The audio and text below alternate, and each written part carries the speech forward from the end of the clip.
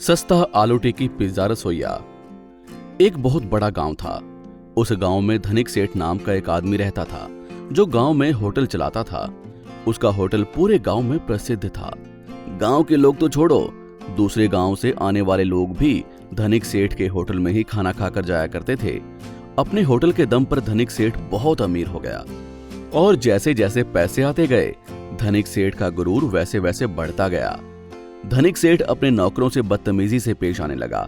जरा सी चूक होने पर वो अपने नौकरों को नौकरी से निकालने लगा। इतना ही नहीं, वो अपने ग्राहकों से भी ठीक से बात नहीं करता था। इस बात पर होटल के नौकर तंग आ चुके थे, पर वो कुछ नहीं कर पाते थे। एक दिन धनिक सेठ सुबह होटल पर आता है। उसे भूख लगी होती है। वो अपने रसोइया रामू से कहता है, अरे बड़ी भूख लगी है, कुछ खाने को तो ले आओ। ठीक है मालिक। रामू जल्दी से रसोई में जाकर अपने मालिक के लिए आलू टिक्की पिज्जा बनाता है और धनिक सेठ को दे देता है। अरे ये क्या है, हमेशा यही पिज्जा, तंग आ चुका हूं मैं। मालिक, आपको ये पिज्जा बहुत पसंद था और अपने होटल की सबसे प्रसिद्ध चीज यही है। तुम अब मुझे सिखाओगे? तुम्हें काम पर रहना नहीं है शायद, निकलो यहाँ से। लेकिन मालिक। सुनाई नहीं दिया, निकलो। रामू की कोई भी गलती ना होने के बावजूद रामू अपनी नौकरी से निकल जाता है। रामू को तभी 5 साल पुराना एक किस्सा याद आता है। रामू बहुत ही अच्छा रसोइया था, लेकिन होटल शुरू करने के लिए उसके पास पैसे नहीं थे, इसलिए वो एक छोटे से होटल में काम करता था। तभी उसकी मुलाकात धनिक सेठ से होती है, जिसको रामू का खाना बहुत पसंद आता है। अरे रामू, तुम्हारे हाथों में तो जादू है, क्या तुम मेरे साथ चलोगे? मैं अपना खुद का होटल खोलना चाहता हूँ, तुम मेरे रसोइया बनो, हम खूब पैसे कमा सकते हैं। और रामू तब से धनिक सेठ के साथ में था। धनिक सेठ की कामयाबी में रामू का सबसे बड़ा हाथ था। ये बात धनिक सेठ भूल गया। मैं ऐसे ही नहीं बैठ सकता, मुझे कुछ ना कुछ तो करना ही होगा। रामू अपना एक छोटा सा स्टॉल शुरू करता है, जिसमें वो आलू टिक्की पिज्जा बेचने लगा। इधर धनिक सेठ के होटल का भी बुरा हाल था। आए हुए ग्राहक खाने के स्वाद को लेकर नाखुश थे। ये क्या, ये आलू टिक्की पिज्जा को क्या हो गया? ये तो पहले जैसे स्वाद नहीं दे रही। मैं भी यही सोच रहा हूँ, धनिक सेठ की सबसे प्रसिद्ध डिश तो यही थी, पता नहीं क्या हो गया। ये सब बातें धनिक सेठ सुन लेता है। धनिक सेठ रसोई में जाता है। अरे क्या हो गया, तुम लोग ठीक से खाना क्यों नहीं बना रहे हो? तुम्हें क्या इस चीज के पैसे मिलते हैं? मुझे बर्बाद कर दोगे क्या? क्या हुआ बोलो। तभी एक रसोइया कहता है, मालिक, अपने होटल का खाना रामू ही देखता था, हम तो बस उसके हाथ के नीचे काम करते थे। क्या कहा? हाँ सेठ, आपने उसे निकाल के बहुत बड़ी गलती कर दी है। चुप करो काम चोरो, और ठीक से खाना बनाना सीखो, नहीं तो सबको काम से निकाल दूंगा। सभी चुप हो जाते हैं। जैसे जैसे धनिक सेठ के ग्राहक कम होते गए, वैसे वैसे रामू के ग्राहक बढ़ते गए। अच्छा, तो तुम धनिक सेठ के यहाँ काम करते थे?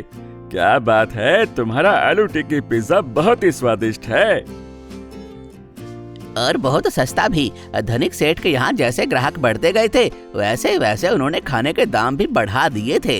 हम यहाँ बिन फिक्र होकर खाना खा सकते हैं। देखते ही देखते रामू के स्टॉल के आगे ग्राहकों की भीड़ जमा होने लगी और रामू अमीर बन जाता है। दिल्ली नाम के एक शहर में अनूप नाम का एक आदमी रहता था। गवर्नमेंट के सारे रूल्स को वो अच्छी तरह से फॉलो करता था। वो कभी गलत काम नहीं करता था और ना ही किसी को करने देता था। उसके इस आदत की वजह से कभी कभी उसके साथ वाले लोगों को भी काफ़ी तकलीफ होती थी। एक दिन वो ट्रेन में सफ़र करने के लिए निकलता है। वो ट्रेन में चढ़ता है, देखता है कि एक आदमी दूसरे सीट पर पैर रखकर बैठा है। अनूप उसे कहता है, अरे भाई साहब, आपने यहाँ पैर क्यों रखे? ऐसे सीट पर पैर रखना अलाउड नहीं है। आप अपने पैर हटाइए और मुझे बैठने दीजिए, ये रूल्स के खिलाफ है, पता है ना? ओए ओए ओए, अरे ओ चेन्नई एक्सप्रेस, जरा रुक मेरे भाई। शुरू हुआ तो रुकने का नाम ही नहीं ले रहा है। अरे छोटी सी बात पर इतना भाषण देने की जरूरत है क्या? सीधे सीधे कह देते मेरी सीट है, बैठने दो, तो भी हो जाता। खामखा इतना भाषण सुना दिया। थोड़ी देर के बाद एक औरत अपने बच्चे को लेकर ट्रेन में चढ़ती है और अनूप के सामने वाली सीट पर बैठ जाती है। उसका बच्चा एक केला खाता है और केले का छिलका अनूप के पैर के नीचे फेंकता है। ये देखकर अनूप कहता है, अरे बहन जी, ये क्या बात है? आप समझाइए अपने बेटे को, केले का छिलका ऐसे नहीं फेंकते। तो फिर कहाँ फेंकू जी? तुम्हारे मुंह पर। थोड़ी देर बाद रात होती है। सब लोग अपनी अपनी सीट पर सोने जाते हैं, लेकिन अनूप जहां सोता है वहां का पंखा काम नहीं करता। वो चिल्लाकर ट्रेन के टीटी को बुलाता है, टीटी साहब। अरे क्या हुआ? अरे टीटी साहब, ये क्या, मेरी सीट का पंखा नहीं चल रहा है। गर्मी के मारे मैं मर रहा हूँ। आप अभी के अभी ये पंखा ठीक कर दीजिए। अरे यार, एक आध बार ऐसा हो जाता है, अभी एडजस्ट कर लो, कल सुबह सुबह ही पंखा ठीक करवा देता हूँ। अरे कमाल है आपका टीटी साहब, मुझे अभी पूरी रात सोना है, बगैर पंखे के मैं कैसे सोऊंगा? कल पंखा ठीक करके क्या होगा? मुझे अभी के अभी पंखा ठीक करके दीजिए या फिर दूसरी सीट दे दीजिए। टीटी अपना सर पकड़ता है और अनूप को दूसरी सीट देता है और वो वहां जाकर सो जाता है। सुबह होती है और ट्रेन में नाश्ता आता है। वो देखकर अनूप सब लोगों को नाश्ता खाने से रोकता है और वो फिर से टीटी के नाम से चिल्लाता है, टीटी साहब। कोई भी नाश्ता नहीं खाएगा? रुक जाओ टीटी साहब, जल्दी यहाँ आइए। अरे अब क्या हुआ? क्यों बुलाया मुझे? ये क्या है? ये इडली है ऐसी काली, और ये सांबार है या पीले कलर का पानी? टीटी साहब, ऐसा घटिया नाश्ता हम कहेंगे तो सब बीमार पड़ जाएंगे। आपको ये बात समझनी चाहिए।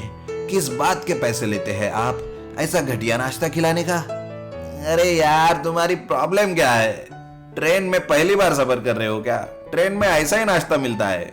तभी एक आदमी उससे कहता है, अरे यार तुम जाने दो, और ये नाश्ता हमें खाने दो। पहले ही बहुत भूख लगी है और भूख के मारे जान निकल रही है। प्लीज हमें खाने दो, हमें इस खाने से कोई प्रॉब्लम नहीं है। देखा इसे, कुछ सीखो इनसे।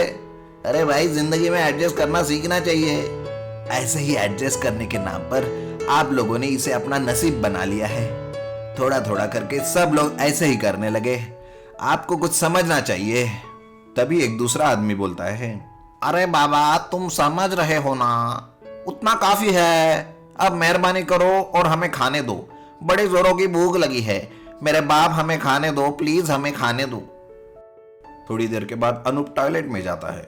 टॉयलेट बहुत गंदा रहता है। ये देखकर अनूप वहां से फिर से चिल्लाता है, टीटी साहब, जल्दी यहाँ आइए। अरे अब क्या हुआ? ये क्या है? इतना गंदा टॉयलेट। ये टॉयलेट यूज करूंगा तो मैं बीमार पड़ जाऊंगा। अरे तो फिर क्या करेगा? अब तो तू टॉयलेट मेरे जेब में ही कर मेरे भाई, कर। तेरी वजह से मैं वैसे भी बड़ा परेशान हो गया हूँ। अरे टीटी साहब, आप ये क्या कह रहे हैं? अरे फिर नहीं तो क्या, मैं और क्या कर सकता हूँ? कब से बोल रहा हूँ एडजस्ट कर लो, एडजस्ट कर लो, लेकिन तुम सुन ही नहीं पा रहे। ऐसा ही होता है इंडिया में, तुम समझने की कोशिश करो। अरे क्या ऐसा ही होता है? वो देखिए, वो बेवड़ा वहां पर दारू पी रहा है, आप उसे कुछ कहते क्यों नहीं? हाँ, सही कहा, अभी कहता हूँ। अरे सुना, जरा इधर आओ, थोड़ी सी मुझे भी दे दे यार, मुझे भी पिला दे दारू। इसने मेरा दिमाग का दही बना के रखा है। दे दे यार, थोड़ी सी मुझे भी दे दे। टीटी साहब, लीजिए और 7वें आसमान में पहुंच जाइए। मैं इस आदमी को देखता हूँ। अरे बदमाश, टीटी साहब को परेशान कर रहा है, देशद्रोही। चल भाग यहाँ से। टीटी साहब बेवड़े से दारू लेकर पीने लगते हैं और ये देखकर अनूप अपना सर पकड़कर बैठ जाता है।